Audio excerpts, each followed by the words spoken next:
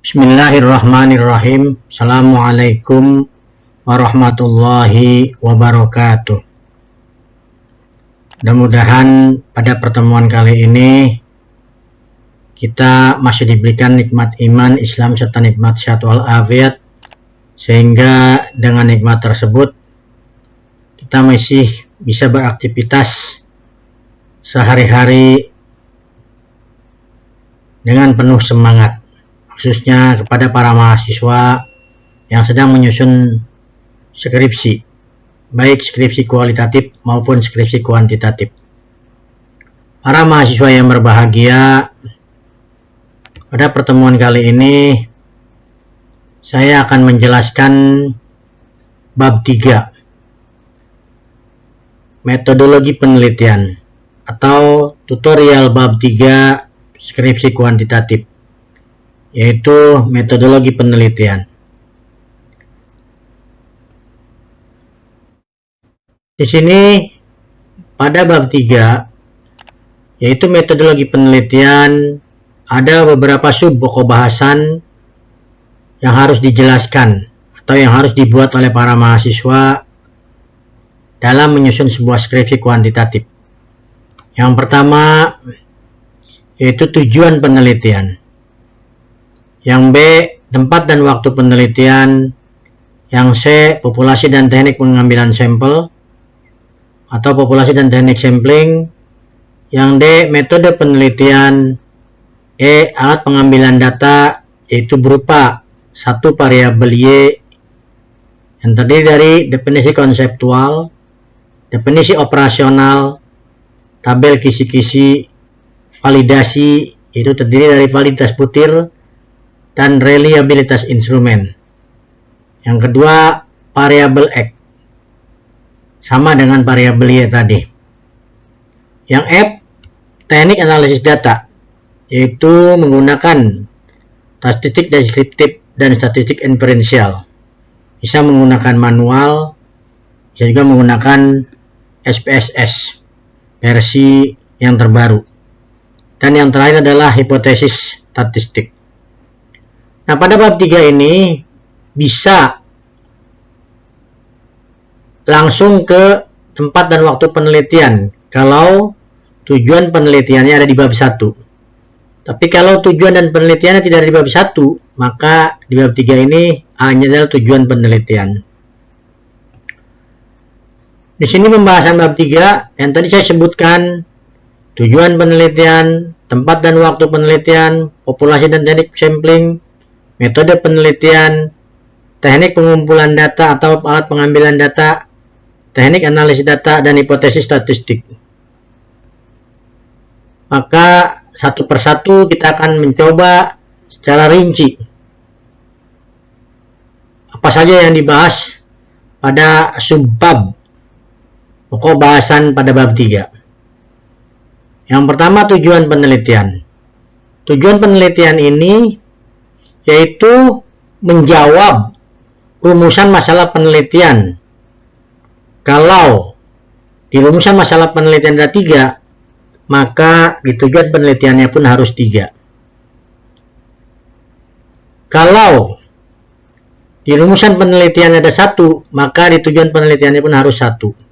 Jadi sekali lagi, bahwa tujuan penelitian adalah menjawab rumusan masalah penelitian yang digunakan untuk mengumpulkan data. Yang B, tempat dan waktu penelitian. Tempat dan waktu penelitian ini adalah pemilihan tempat atau metodologisnya, di mana para mahasiswa mengadakan penelitian tempatnya. Kalau memang tempatnya di SMP, sebutkan di SMP mana. Kalau memang di SMA, sebutkan SMA mana. Begitu juga di madrasah sanawiyah atau madrasah aliyah, atau mungkin di perguruan tinggi. Sebutkan posisi tempatnya di mana.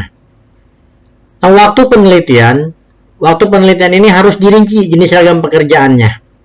Jadi harus dibuat jancar, harus dibuat tabel, mulai penyusunan proposal sampai ke sidang skripsi dibuat secara rinci jenis ragam pekerjaannya. Contohnya, proposal penelitian, tanggal berapa minggu membuat proposal penelitian, terus bab 1, bab 2, bab 3 penelitiannya, bab 4, bab 5 dirinci. Tanggal berapa sampai tanggal berapa umpama proposal penelitian, bab 1 tanggal berapa sampai tanggal berapa, bab 2, bab 3, bab 4 dan seterusnya. Jadi dibuat tabel atau diagram terjancarnya pada tempat dan waktu penelitian. Yang ketiga, populasi dan teknik pengambilan sampel. Nah, di sini untuk populasi dan pengambilan sampel, kita harus membahas pengertian populasi, pengertian sampel, dan teknik pengambilan sampel. Nanti secara rinci khusus untuk populasi penelitian dan teknik pengambilan sampel ini kita bahas secara khusus. Nah, untuk di sini kita ambil secara garis besar saja membahas tentang populasi dan teknik pengambilan sampel. Populasi itu sama dengan universe, yaitu kumpulan lengkap dari elemen-elemen sejenis, akan tapi dapat dibedakan karena karakteristiknya. Kelompok di mana peneliti akan menggeneralisasikan hasil penelitiannya. Atau populasi itu bisa juga disebut dengan keseluruhan anggota, kejadian, atau objek-objek yang telah ditetapkan dengan baik. Atau bisa juga keseluruhan disebut populasi atau universe yang terdiri dari unit total informasi yang ingin diketahui. Jadi populasi itu secara garis besar adalah keseluruhan objek yang akan diteliti. Nanti ada yang disebut dengan populasi target dan ada yang disebut dengan populasi terjangkau. Kalau penelitiannya di sebuah sekolah, bisa populasinya adalah seluruh siswa yang ada di sekolah tersebut. Kalau populasinya adalah siswa. Tapi kalau populasinya guru, berarti seluruh guru yang ada di sekolah tersebut. Sedangkan sampel bisa sebagian dari populasi, bisa juga menggunakan rumus yang pernah diajarkan, yaitu menggunakan rumus teknik Slovin. Nah, di sini sampling sama dengan cara pengambilan data, yaitu konsep dasar dari penentuan sampel adalah bahwa keseluruhan populasi, baik itu orang, rumah tangga, atau organisasi yang sangat besar, dapat dikaji secara efektif, efisien, akurat melalui pengkajian atas sampel. Nah, karena biasanya para pendidik atau calon pendidik, objek yang dijadikan penelitian adalah orang, maka biasanya yang diambil adalah orang itu sendiri atau siswa atau guru sebagai sampelnya atau sebagai samplingnya. Kan di sini kesalahan sampling atau sampling error itu sama dengan perbedaan atau selisih antara data sensus parameter dengan data sampling atau perkiraan. Makin kecil kesalahan sampling, maka makin teliti perkiraan tersebut. Ini yang disebut dengan sampling. Tapi saya katakan sekali lagi, sampling bisa keseluruhan dari populasi, bisa juga sebagian dari populasi. Tergantung dari jumlah populasi yang ada pada peneliti tersebut. Pengkajian terhadap sampel pada dasarnya dimaksudkan untuk menemukan generalisasi atas populasi atau karakteristik populasi atau parameter, sehingga dapat dilakukan penyimpulan inferensi tentang universe. Atau bisa juga penarikan sampel jangan bias dan harus menggambarkan seluruh unsur dalam populasi secara proporsional. Dapat dilakukan dengan cara memberikan kesempatan yang sama pada seluruh elemen dalam populasi. Karena tadi saya katakan, sampel bisa keseluruhan dari populasi, bisa juga sebagian dari populasi, bisa juga dengan menggunakan rumus teknik Slovin yang pernah mahasiswa dapatkan dari dosen statistik. Pengambilan sampel sama dengan sampling. Teknik sampling sama dengan teknik pengambilan sampel atau pengambilan sebagian populasi. Penentuan sampel merupakan langkah penting dalam penelitian kuantitatif. Ingat bahwa keseluruhan populasi atau orang, gua dalam suatu pohon, produksi ban mobil suatu perusahaan ban mobil, jumlah bakteri dalam suatu koloni, dan lain-lain yang sangat besar dapat dikaji secara efektif dan efisien, serta akurat melalui pengkajian yang terinci dan hati-hati terhadap sampel. Beberapa istilah. Pertama, sensus. Sensus yaitu cara pengumpulan data atau penelitian di mana seluruh elemen populasi diteliti satu persatu dan hasilnya merupakan data sebenarnya atau parameter. Sedangkan elemen adalah sesuatu yang menjadi objek penelitian. Itu beberapa istilah dalam populasi dan sampel atau dalam penelitian, yaitu sensus dan elemen. Beberapa istilah juga yaitu karakteristik, sama dengan ciri atau sifat hal-hal yang dimiliki elemen, keterangan tentang elemen. Misalnya, kalau kita membahas tentang karyawan, maka kita harus tahu pangkatnya, usianya, penghasilannya, masa kerjanya, dan lain-lain. Begitu juga kalau kita ingin membahas DPR, maka kita harus tahu BRT-nya, komisinya, rapat plenonya, komisi etikanya, dan lain-lain. Itu juga tambahan kalau kita membahas tentang siswa, banyak sekali yang harus kita bahas. Bisa juga hasil belajarnya, motivasi belajarnya, minat belajarnya, dan lain-lain. Terus kenapa sampling? 1. Sensus memerlukan banyak waktu, biaya, dan tenaga. 2. Seringkali keseluruhan objek tidak diketahui jenis tanaman di suatu hutan lindung. 3. Jika dilakukan sensus bisa merugikan, mengecek produksi bola lampu. 4. Dalam pengumpulan data sering terjadi kekeliruan atau kesalahan. Makanya kita butuh sampling. Yang kelima, terdapat persamaan yang cukup di antara elemen-elemen di dalam populasi. Yang keenam, lebih praktis. Yang ketujuh, beberapa elemen under dan overestimate.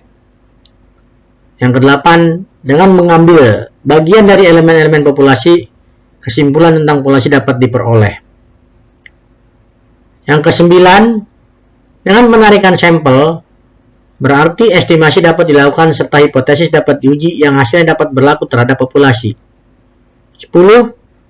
Analisis terhadap sampel dapat menemukan generalisasi atas populasi atau karakteristik populasi atau parameter sehingga dapat dilakukan penyimpulan inferensi tentang populasi.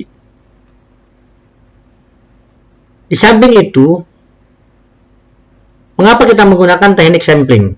Yang pertama, mereduksi anggota populasi. Yang kedua, hitungan relatif lebih teliti. Yang ketiga, menghemat waktu dan tenaga biaya. Nah, inilah kegunaan teknik sampling. Langkah-langkah dalam penentuan sampel harus kita perhatikan. Pertama, kita mendefinisikan populasi yang akan dijadikan objek penelitian. Kedua, menentukan prosedur sampling. Ketiga, menentukan besarnya sampel. Kita harus tahu populasinya adalah siapa, di mana, lokasinya di mana. Itu populasi dalam hal menentukan sampel. Yang kedua, prosedur sampling. Apa yang digunakan samplingnya atau prosedurnya. Terus, besarnya sampel berapa. Nah, di sini dalam pendefinisian bedakan populasi target yang tadi saya katakan yang disebut dengan actual population dan populasi terjangkau yang disebut dengan accessible population. Nah, di sini populasi target yaitu populasi yang ingin digeneralisasi oleh peneliti, idealnya seperti apa.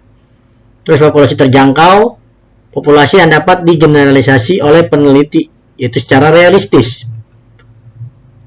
Maka pendefinisian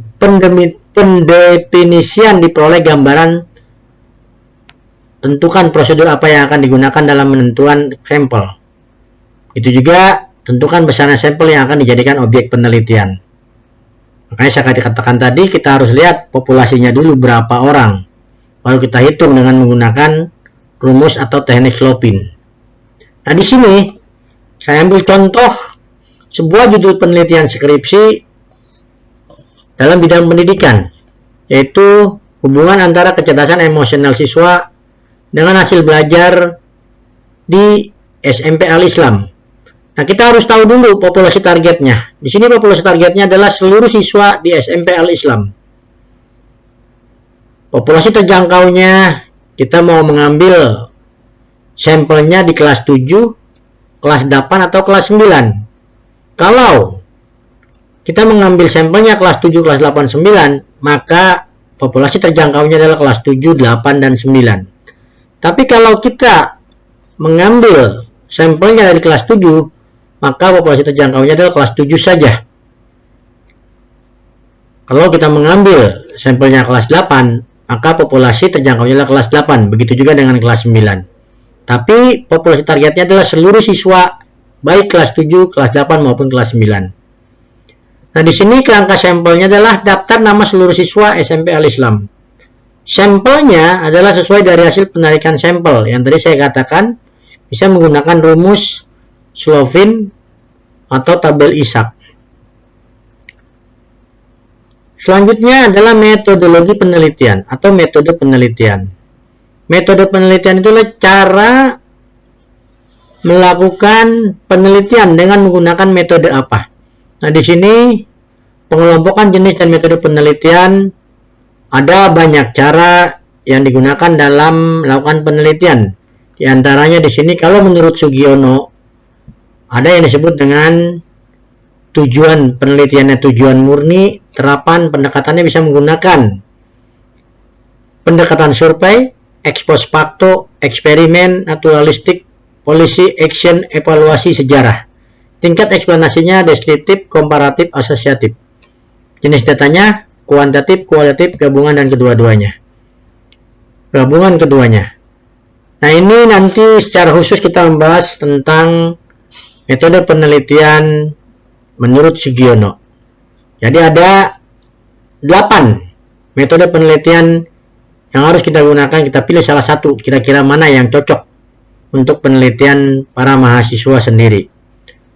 Menurut M. Nasir, ini ada penelitian sejarah, ada sejarah komparatif, yuridis legal, biografis, bibliografis. Penelitian deskriptifnya adalah survei, deskriptif berkesinambungan, studi kasus, analisis pekerjaan, studi komparatif, studi waktu. Eksperimennya ada absolut, komparatif, true eksperimen, quasi eksperimen. Grounded theory itu grounded theory. Tindakannya adalah action research. Ini menurut M. Nasir. Ada lagi menurut Newman Elway, itu tujuannya eksplorasi, deskriptif, explanatory, manfaatnya bisa dasar atau murni, terapan, action, terapan dibagi dua yaitu action dan evaluatif. Waktunya bisa cross-sectional, longitudinal time series, panel study, time series, cohort series. Nah, teknik pengumpulan datanya, data kuantitatif biasanya menggunakan eksperimen, survei, analisis, exiting, statistik, dan data kualitatif lapangan dan sejarah. Dari banyak pendapat, baik menurut Newman Elway, M. Nasir, dan Sugiono, para mahasiswa bisa memilih apakah menggunakan metode penelitian deskriptif kuantitatif, menggunakan metode ex post facto, menggunakan metode survei, atau menggunakan metode-metode yang lain. Lihat dari skripsinya, bagaimana bentuk metode penelitiannya. Silakan, tinggal mahasiswa memilih saja. Terus lanjutnya teknik pengumpulan atau alat pengambilan data.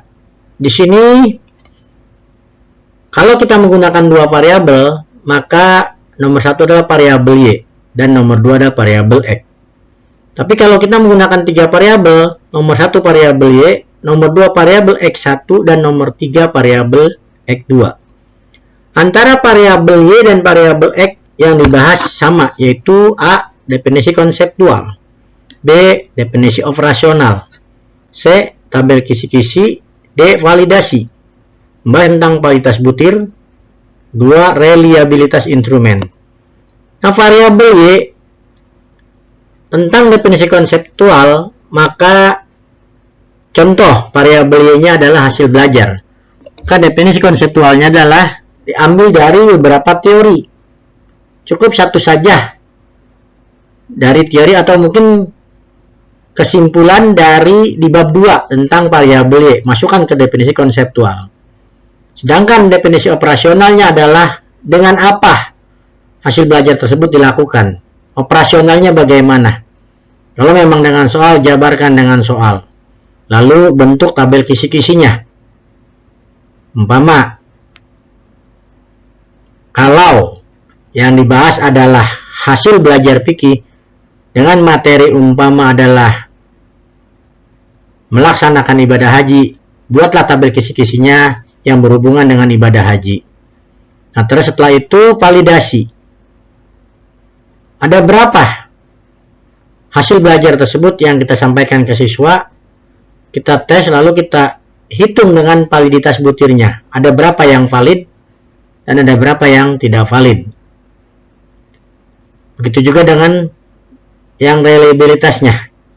Dari hasil valid tersebut kita hitung reliabilitasnya. Apakah reliable atau tidak reliable.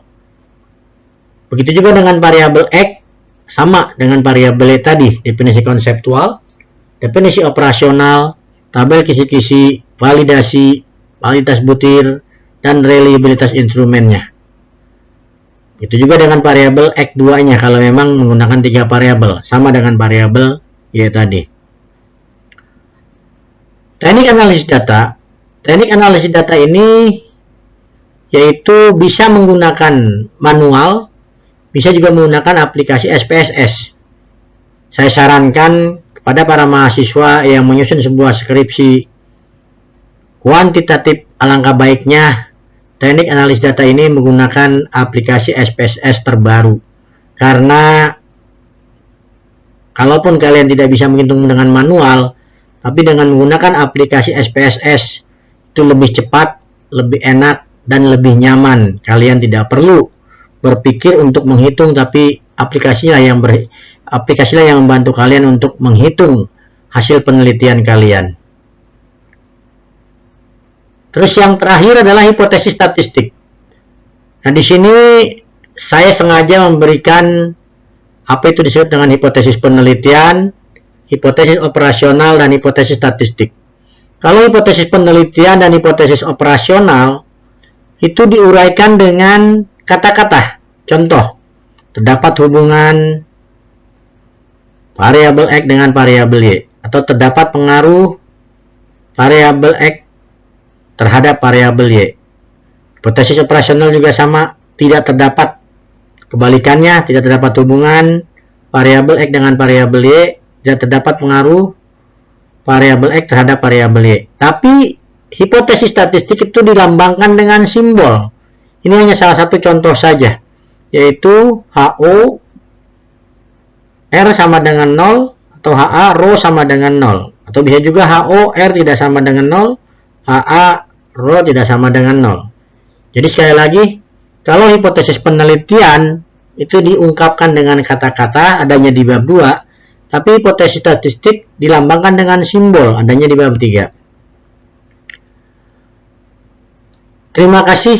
Mudah-mudahan apa yang saya sampaikan tentang tutorial bab 3 skripsi kuantitatif ini bermanfaat buat mahasiswa yang sedang menyusun sebuah skripsi kuantitatif.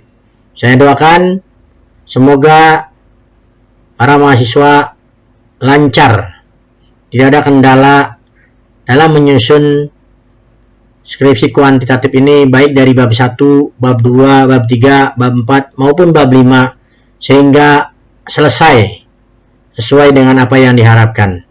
Billahi taufiq wal hidayah. Assalamualaikum warahmatullahi wabarakatuh.